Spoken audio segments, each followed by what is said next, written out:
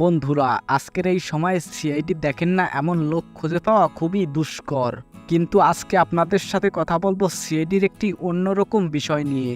আপনারা সিআইডিদের অনেক case solve করতে দেখেছেন হয়তো, কিন্তু জানেন কি সিআইডিদের মধ্যে কে সবচেয়ে ভালো গান গায়? বন্ধুরা, এটা একটা অন্যরকম ভিডিও হতে যাচ্ছে, তার জন্য চ্যানেলটিতে লাইক করে চ্যানেলটি সাবস্ক্রাইব করে রাখুন। প্রথমেই আসবো অভিজিতের কাছে।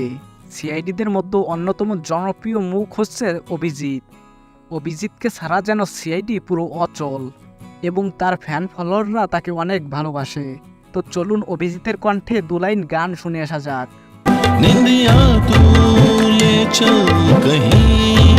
তো এতক্ষণ শুনলেন অভিজিতের কণ্ঠে দু একটা গানের লাইন। তো এবার চলুন দরজা ভাঙা সেই দয়ার কাছে। আসলে সিআইডিতে যদি দয়া না থাকতো তাহলে হয়তো সিআইডি হতো না। কত বাড়ির দরজা যে দয়া ভেঙেছে তা হয়তো গুণে বলা যাবে না। আসলে দয়া স্যার দেখতে যতটা সুন্দর তার মনও খুব সুন্দর। তো চলুন শুনে আসা যাক দয়ার কণ্ঠে কয়েকটা গানের লাইন।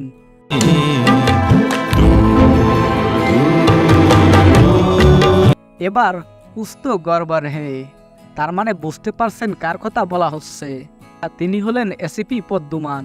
তো আমরা সবশেষে শুনবো এসিপি পদ্মমানের কণ্ঠে গান।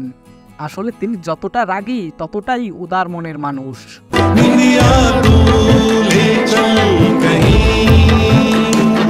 তো বন্ধুরা, এই ভিডিওতে আর বেশি গান শোনাতে পারছি না।